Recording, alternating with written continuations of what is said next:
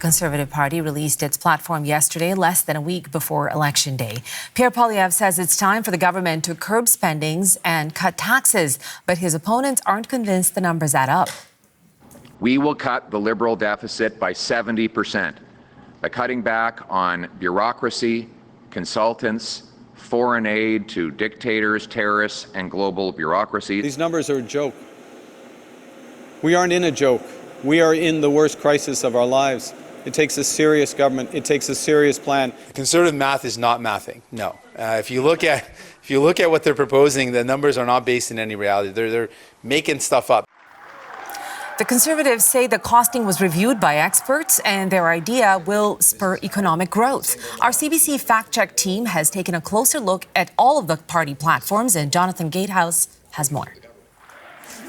It's been a busy few days with the NDP, Liberals and Conservatives all finally releasing their full election platforms. We took a look at some of the promises they make. First, let's look at the two front runners, the Conservatives and the Liberals together. On the top level, both parties are vowing to increase program spending while simultaneously reducing government waste and cutting the deficit. On some big-ticket items, the promises are almost identical. The Liberals want to increase defence spending by $17.2 billion over 4 years versus $16 billion more from the Conservatives, both getting Canada to the NATO target of 2% of GDP. Both parties are promising what are described as middle-class tax cuts. The Liberal one will cost $22 billion over 4 years and deliver an estimated savings of up to $825 a year for a two-income family. Meanwhile, the Conservative one is costed at $30.2 billion over 4 years and is estimated to save an average family $1,800 a year. But how are the Liberals and Conservatives promising to pay for all of that? Again, there are some similarities here.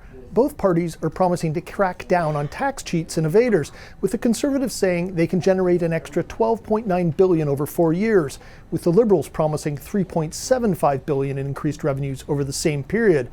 Although it should be noted that this is a perennial promise from governments of all stripes, one that has been easier to make than to deliver upon. And in a similar vein, both parties are counting on finding a lot of savings and efficiencies in government by cutting waste, duplication, and red tape.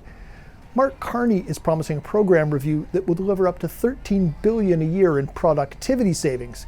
Pierre Poilievre's platform forecasts savings almost $5 billion over 4 years by cutting the size of the public service and eventually cutting by half the amount he says Ottawa spends on consultants, from almost $21 billion a year to $10 billion.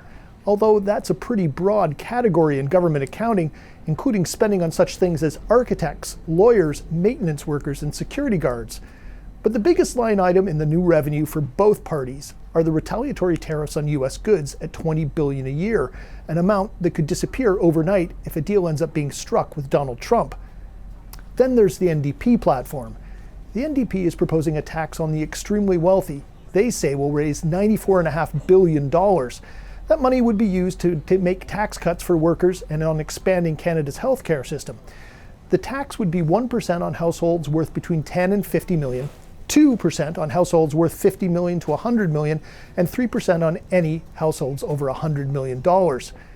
That would fund raising the basic personal amount, the threshold under which Canadians do not pay tax, to $19,500 a year and investing $46 billion in healthcare.